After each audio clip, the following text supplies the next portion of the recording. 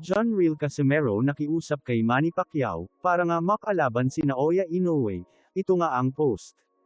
Ayon nga kay Casimero, ang sabi niya, "Boss Manny Pacquiao, itapat mo yan sa akin, yung monster wala namang ibang katapat yan kung hindi ako lang para matapos na yang agawan nyo ng legacy. Tulungan mo nga ako para magtuos na kami, para matapos na ang istorya ninyo." Ayan nga ang post ni John Real Casimero, dahil nga itinapat ni Bob Arum itong si Manny Pacquiao, na ay laban nga kay Naoya Inoue, kaya nga ito ang mensahe ni Casimero kay Bob Arum, ang sabi niya, "Lolo Bob, bakit mo naman tinapat-tapat si Boss Manny kay Turtle? Si Boss Manny lahat ng malalakas kinalaban. Pero yung tuta mo lahat ng malalakas iniwasan, kaya nga marami rin ang nag-react nga dito."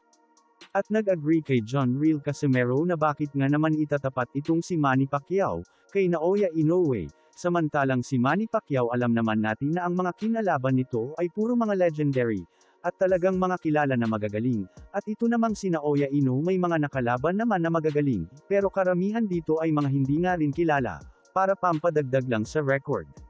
Kaya nga naman nakiusap itong si John Real Casimero, na ang itapat na lang kay Naoya Inoue ay siya, para magkaalaman na, dahil naniniwala itong si Casimero, at ang mga tao na hindi ka-level ni Manny Pacquiao itong si Naoya Inoue, napakalayo pa ng kailangan niyang habulin, para nga naman matapatan ang nag-iisang Manny Pacquiao.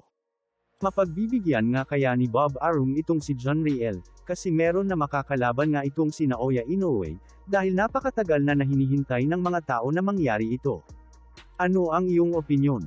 Tingin nyo nga ba mapapalaban pa itong si Casimero? Sa kabilang banda, bawal pa ring matalo itong si John Real Casimero, sa mga darating na laban nito.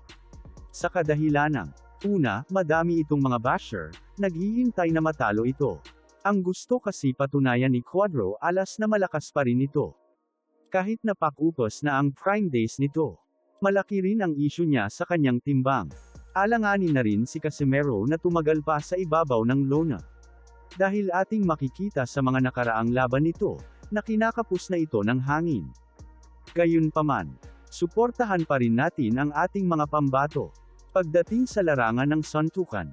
Hanggang dito na lang muna mga idol. At maraming salamat sa pagsubaybay.